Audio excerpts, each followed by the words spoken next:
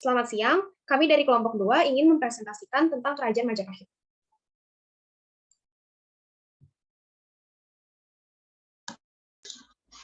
Jadi daftar isinya itu ada sejarah singkat, kehidupan ekonomi, kehidupan politik, kehidupan budaya, kehidupan sosial, dan peninggalan.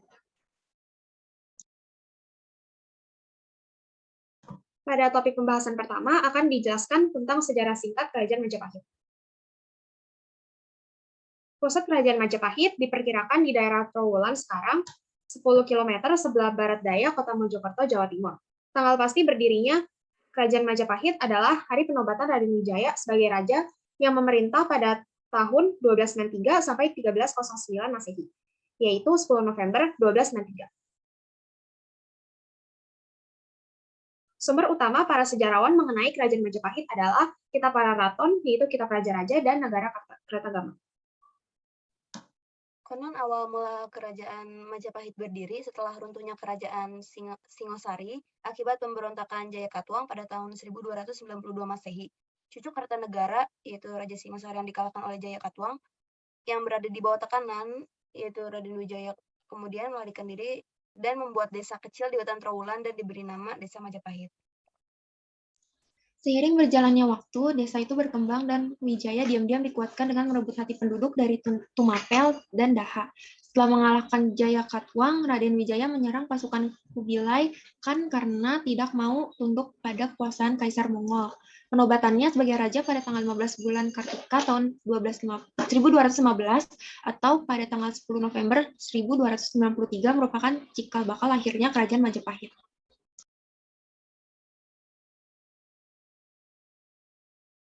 Pada topik pembahasan kedua akan dijelaskan tentang kehidupan politik Kerajaan Majapahit. Kerajaan Majapahit telah mengembangkan sistem pemerintahan yang teratur dalam hal politik dan pemerintahan. Pada umumnya, raja memegang kekuasaan tertinggi, sehingga dalam melaksanakan pemerintahan, raja dibantu oleh berbagai badan atau pejabat. Raja Majapahit dianggap sebagai penjelmaan dewa tertinggi, maka sebagai otoritas politik tertinggi sebagai penguasa. Raja pertama yang memerintah yaitu Raden Wijaya pada tahun 1293 sampai 1309.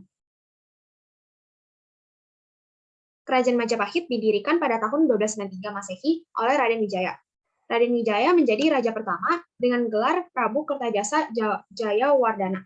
Dalam Kitab Negara Kertagama disebutkan Raden Wijaya menikah dengan 4 putri Kertanegara, yaitu Diasri Tribuanoswari, Dia Dewi Darendra Duhita, Dia Dewi Pranjaya Pramita, dan Dia Dewi Gayatri. Selain itu, Raden Wijaya juga memperistri putri dari kerajaan Dharmasraya Darapeta.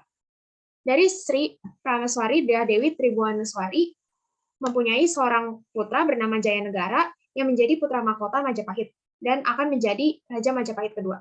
Sedangkan dari Sri Rajendra Dewi, Dia Dewi Gayatri, Raden Wijaya mempunyai 2 orang putri, yaitu Dia Gitarja Tribuana Wijaya Tunggadewi dan Dia Wiyat. Raden Wijaya memberikan kedudukan yang tinggi kepada para pengikutnya yang setia dan berjasa dalam mendirikan Kerajaan Majapahit. Pada masa pemerintahan Raden Wijaya, terjadi pemberontakan yang dilakukan oleh orang-orang yang berhubungan dekat dengan Raden Wijaya. Pada tahun 1295, terjadi pemberontakan Ranggalawe, seorang bupati Tuban, karena dia merasa tidak puas dengan kebijaksanaan Kertajasa yang dianggapnya kurang adil. Ranggalawe merasa seharusnya posisi Rakyat Patih diberikan kepada Lembusora, yang merupakan paman dari Ranggalawe. Mahapati yang mempunyai ambisi politik besar di Majapahit menjadi dasar terjadi pemberontakan, di mana Mahapati ini melakukan adu domba. Pemberontakan Ranggalawe berhasil ditumpas karena ia tewas setelah bertanding melawan Kebo Anabrang. Lembusora yang tidak tahan melihat keponakannya, Ranggalawe meninggal, kemudian membunuh Kebo Anabrang.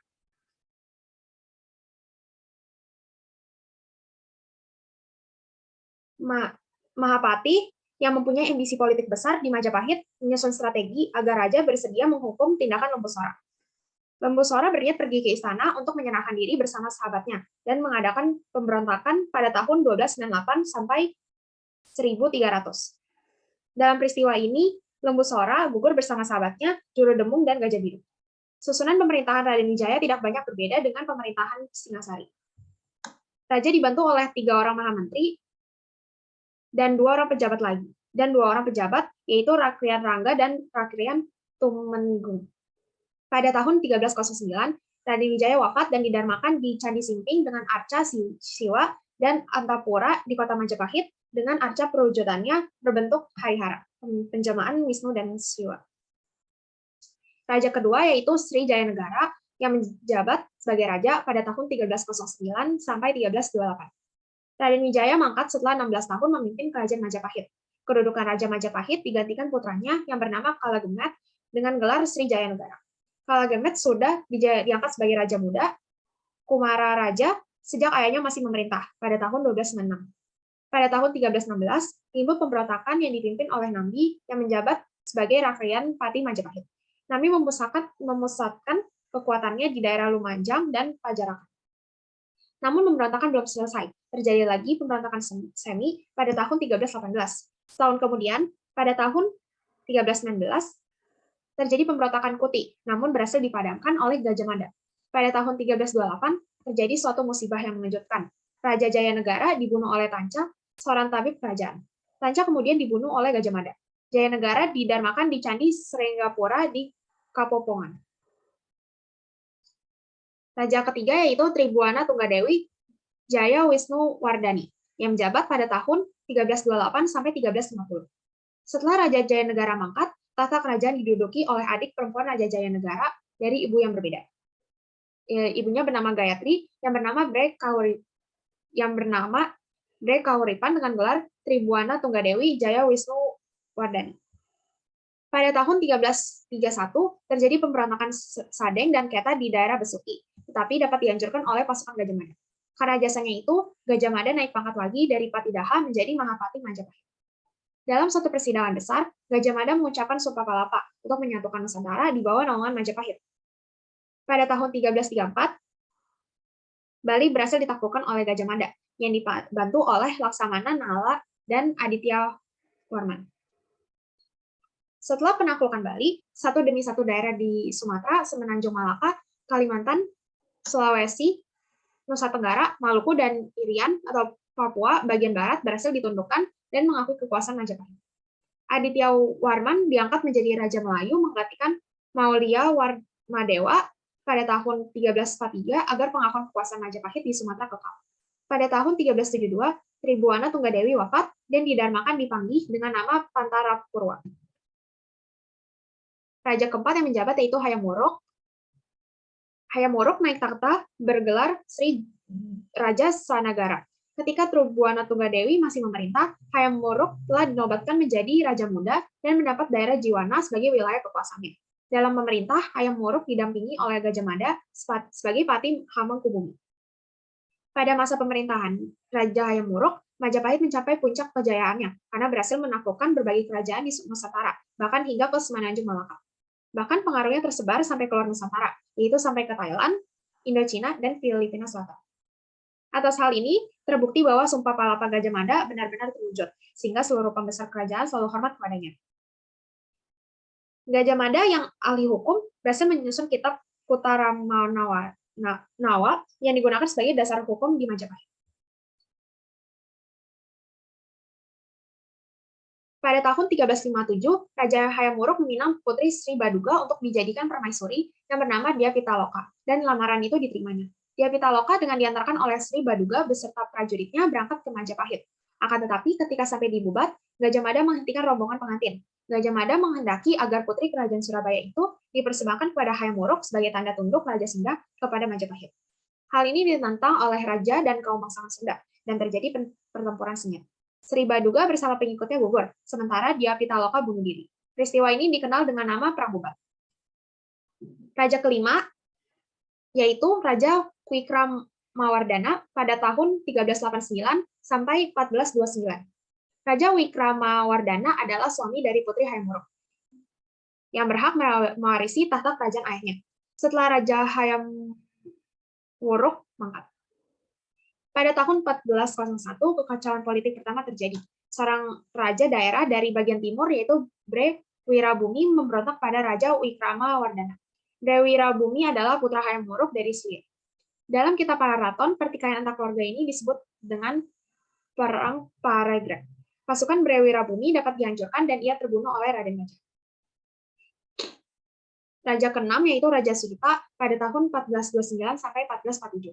Suhita menggantikan tahta ayahnya, Raja Wikramawardhana yang wafat pada tahun 1429.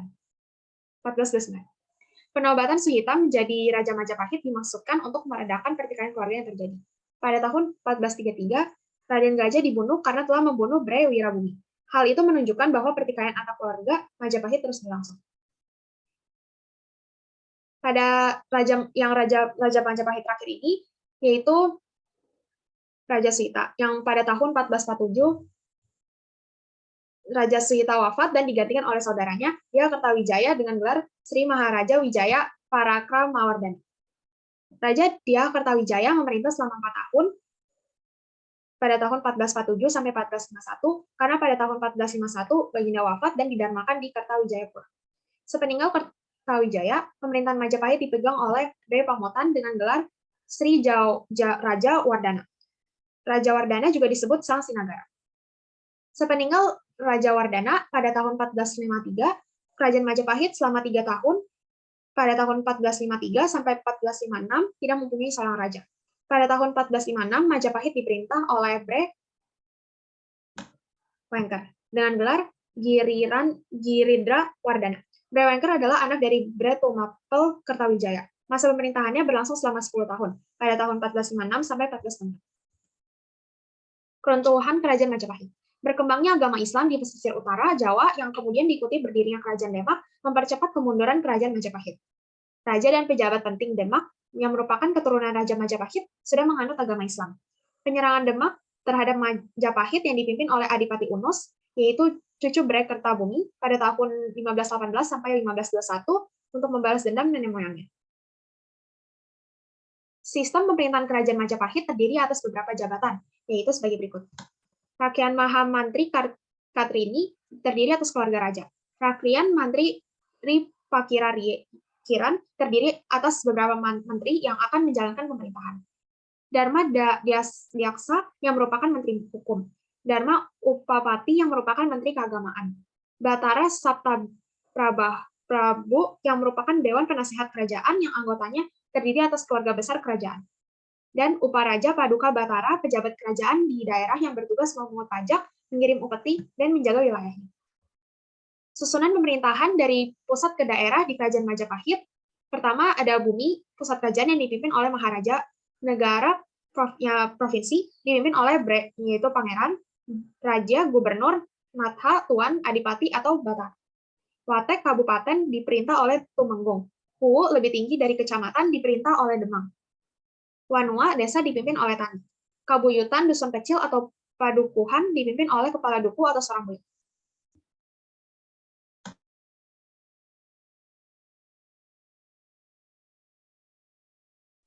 Pada topik pembahasan ketiga akan dijelaskan tentang kehidupan ekonomi Kerajaan Majapahit.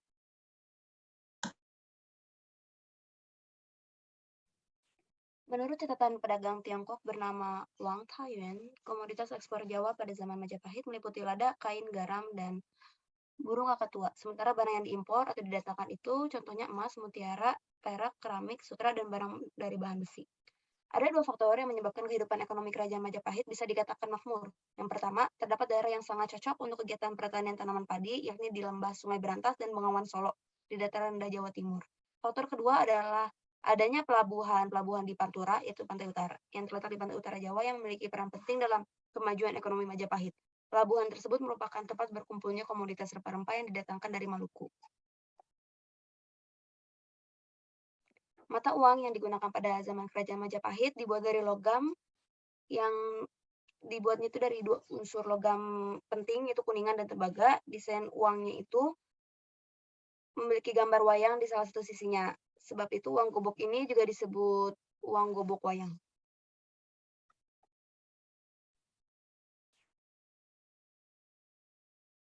Jadi ini poin-poinnya itu, poin-poin faktor pendukungnya itu adanya pelabuhan rempah-rempah yang merupakan sumber pemasukan Majapahit, yakni dari pajak. Lalu dalam kitab Negara Kertagama disebutkan bahwa banyak pedagang asing berkumpul di pelabuhan tersebut, kayak dari Cina, India, Siam, dan Khmer. Pajak dikenakan kepada pedagang asing yang melakukan transaksi perdagangan maupun yang menetap semi permanen. Majapahit memiliki pejabat sendiri dalam hal mengurusi para pedagang asing yang melakukan perdagangan di wilayah kerajaan.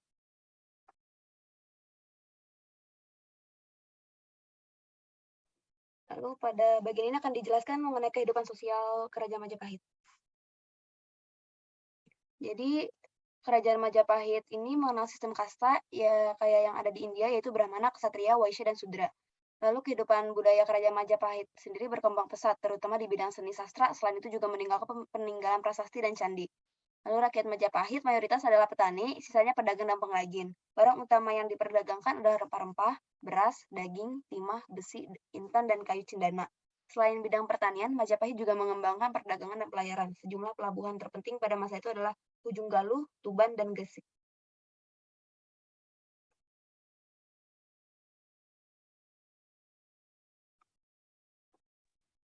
Sekarang saya akan menjelaskan tentang kehidupan budaya Kerajaan Majapahit. Ibu kota Majapahit di Trowulan merupakan kota besar dan terkenal dengan perayaan besar keagamaan yang diselenggarakan setiap tahun. Agama Buddha, Siwa, dan Waisnawa pemuja Wisnu dipeluk oleh penduduk Majapahit, dan raja dianggap sebagai titisan Buddha, Siwa, maupun Wisnu. Empu Prapanca berdasarkan yang disaksikannya sendiri dalam Kitab Negara Kertagama menuliskan kebiasaan-kebiasaan yang terjadi di Majapahit. Setiap tahun di bulan Falguna, para menteri, para pembesar lainnya, raja-raja termasuk raja-raja di luar Jawa menghadap Raja Hayam Wuruk sambil mempersembahkan pembaktian-pembaktian mereka. Di kota diadakan arak-arakan dengan membawa sebuah arca yang tinggi mengelilingi kota sebanyak 7 kali. Selain itu, orang-orang pergi ke sisi pinggil dengan membawa sajian. Pada tanggal 14, Raja Wijil ditandu mengelilingi kota diiringi para pembesar dan raja-raja. Pada bulan berikutnya, yaitu pada bulan Caita, diadakan apel tentara yang dihadiri oleh para menteri, para perwira tinggi, dan para pemimpin agama. Pada upacara akan dibacakan pedoman-pedoman ketentaraan yang disebut kapa-kapa. Upacara keagamaan yang dilakukan pada zaman Kerajaan Majapahit, yaitu pesta serada atau upacara serada. Kata serada berasal dari bahasa Sanskerta yang secara ilmu asal usul suatu kata bermakna ziarah kubur. Dalam bahasa Kawi disebut serada atau peringatan kematian seseorang. Pada zaman Kerajaan Majapahit, serada dikenal sebagai peringatan hari kematian raja yang telah mangkat. Kematian penguasa ketiga Kerajaan Majapahit, Tribhuwana Wijaya Tunggadewi, pada 1350 mengawali sejarah digelarnya upacara serada. Sejarah upacara serada yang pernah diselenggarakan pada masa Kerajaan Majapahit antara lain, pertama, Pesta Serada Jayaptani Dias Gayatri Suti. Pesta serada ini diselenggarakan oleh Prabu Hayam Wuruk untuk memperingati hari kematian istri Raja pertama Majapahit Raden Wijaya, yakni Gayatri. Pemujaan arwah Jayaptani Rajaptani yang diselenggarakan pada bulan Badra tahun 1284 Saka atau 1362 Masehi adalah contoh upacara sadra yang dirayakan secara besar-besaran. Kedua, Pesta Serada Prabu Singawardana Sunti. Pesta Serada untuk memperingati 12 tahun kepergian Prabu Singgawardana dilakukan oleh Sri Girindra Wardana pada 1408 Saka atau 1486 Masehi. Acara ini juga dimanfaatkan untuk mengeluarkan prasasti pengukuhan tanah Trailokyapuri Prasasti Jiu sebagai hadiah mendiang Singawardana pada Sri Brahmaraja Gangadhara. Nyadran berasal dari tradisi Hindu-Buddha. Ini merupakan gambar dari tradisi nyadran yang diadaptasi dari tradisi Hindu-Buddha sebelumnya. Sejak abad ke-15, para wali songo menggabungkan tradisi tersebut dengan dakwahnya. Agar tidak terbenturan dengan tradisi Jawa saat itu, maka para wali tidak menghapuskan adat tersebut, melainkan menyelaraskan dan mengisinya dengan ajaran Islam, yaitu dengan pembacaan ayat Al-Quran, tahlil, dan doa. Sehingga sampai sekarang upacara sadra dipahami sebagai bentuk hubungan antara leluhur dengan sama manusia dan dengan Tuhan. Upacara serada masih dilakukan oleh masyarakat Jawa dalam bentuk tradisi nyadran, tradisi pembersihan makam oleh masyarakat Jawa di pedesaan. Pada zaman Kerajaan Majapahit ini, ada beberapa bahasa yang digunakan untuk berkomunikasi. Pertama ada bahasa Melayu. Bahasa Melayu dijadikan sebagai bahasa persatuan. Dalam melaksanakan hubungan wilayah Nusantara dengan Majapahit, Majapahit menggunakan bahasa Melayu. Penggunaan bahasa Melayu di Istana Majapahit ini misalnya dicatat dalam Kroniek Van Kotai yang ditulis Patih Majapahit Gajah Mada. Kedua, bahasa Jawa kuno. Bahasa Jawa kuno adalah rukun bahasa Jawa fase tertua yang dituturkan di seluruh Pulau Jawa, termasuk di Pulau Madura dan Bali. Bukti bahasa Jawa kuno pada zaman Kerajaan Majapahit yaitu penggunaan bahasa Jawa kuno di prasasti Rene. Ketiga, bahasa Kawi. Suatu jenis bahasa Jawa yang pernah berkembang di Pulau Jawa pada zaman kerajaan-kerajaan Hindu-Buddha Nusantara dan dipakai dalam penulisan karya-karya sastra. Bahasa Kawi sendiri bukan bahasa Jawa kuno murni, karena telah mendapat pengaruh bahasa Sanskerta. Keempat, bahasa Sanskerta. Kerajaan Majapahit meninggalkan banyak peninggalan bersejarah berbahasa Sanskerta. Peninggalan Kerajaan Majapahit umumnya berupa prasasti yang ditulis dalam bahasa Sanskerta. Dalam Supa Palapa terdapat kata Nusantara yang berasal dari bahasa Sanskerta.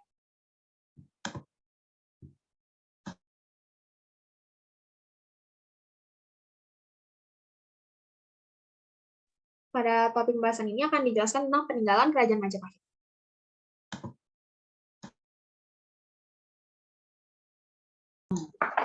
Peninggalan Kerajaan Majapahit yang berasal dari abad 13 sampai 14 Masehi masih dapat ditemui hingga saat ini di penjuru Nusantara.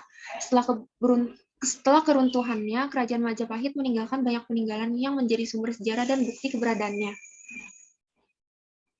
Yang pertama itu Candi Tikus. Candi Tikus terletak di Desa Bejijong, Trowulan, Mojokerto. Bangunannya berbentuk seperti petirtaan sehingga banyak yang menduga bahwa dulunya adalah tempat pemandian bagi keluarga kerajaan. Yang kedua ada Candi Bajang Ratu. Candi Bajang Ratu atau Gapura Bajang Ratu adalah gapura terbesar Kerajaan Majapahit yang terletak di Desa Temon, Trowulan, Mojokerto. Dari kitab Negara Kertagama diketahui bahwa gapura ini berfungsi sebagai pintu masuk ke bangunan suci. Yang ketiga ada Candi Wringin Lawang. Candi Wringin Lawang atau Gapura Wringin Lawang terletak di Desa Jatipasar, Trowulan, Mojokerto. Gapura setinggi 15,5 meter ini diduga sebagai pintu gerbang ke kediamannya Mahapati Gajah Mada. Terus ada Candi Brahu. Candi Brahu terletak di Desa Bejijong, Trowulan, Mojokerto, yang pada masanya digunakan sebagai tempat pembakaran jenazah Raja-Raja Majapahit. Nama Brahu diperkirakan berasal dari kata Wanaru atau Warahu, yang didapatkan dari sebutan bangunan suci. Terus ada prasasti juga. Yang pertama itu ada Prasasti Kudadu. Prasasti Kudadu yang berangka tahun 1294 Masehi ini menceritakan tentang Raden Wijaya yang dibantu oleh Rama Kudadu dalam pelarian dari ancaman Jaya Katuang yang telah membunuh Raja Kertanegara dari Kerajaan Singasari. Terus yang kedua ada Prasasti Sukamerta. Prasasti Sukamerta mengisahkan tentang Raden Wijaya yang memperistri 4 putri Kertanegara. Selain itu diceritakan pula penobatan Jayanegara, putra Raden Wijaya yang menjadi raja di Kediri pada 1295 Masehi. Yang ketiga ada Prasasti Prapancasapura. Prasasti yang berangkap tahun 1320 Masehi ini dibuat oleh Ratu Tribuwanatunggadewi yang berkuasa di Majapahit antara 1328 sampai 1350 Masehi. Prasasti ini menceritakan tentang sang putra, Hayam Wuruk, yang memiliki nama lain Kumaraja Jiwana. Terus ada Prasasti Waringin Pitu. Prasasti Waringin Pitu dibuat pada tahun 1477 Masehi dan menceritakan tentang aturan administrasi pemerintahan Kerajaan Majapahit beserta kerajaan-kerajaan di bawahnya. Saat itu Kerajaan Majapahit mempunyai 14 kerajaan bawahan. Terus ada kitab juga, Kitab Kertanegara, Negara Kertagama. Salah satu peninggalan Kerajaan Majapahit yang terkenal adalah Kitab Negara Kertagama karya Mpu Prapanca. Kitab yang dikarang pada 1365 Masehi ini berisi tentang sejarah perjalanan dan daerah kekuasaan Kerajaan Majapahit. Yang kedua ada Kitab Sutasoma. Kitab Sutasoma yang ditulis oleh Mpu Tantular pada abad ke-14 menceritakan tentang kerukunan hidup beragama di Majapahit. Di dalam kitab ini terdapat istilah Bhinneka Tunggal Ika yang menjadi semboyan NKRI. Terus ada Kitab Arjuna Wijaya. Kitab Arjuna Wijaya karya Mpu Tantular menceritakan tentang pertempuran antara raksasa dan Arjuna Sasrabahu. Terus ada Kitab Pararaton. Kitab Pararaton berisi tentang riwayat raja-raja di Kerajaan Singasari dan Majapahit. Sekian dari presentasi kami. Terima kasih.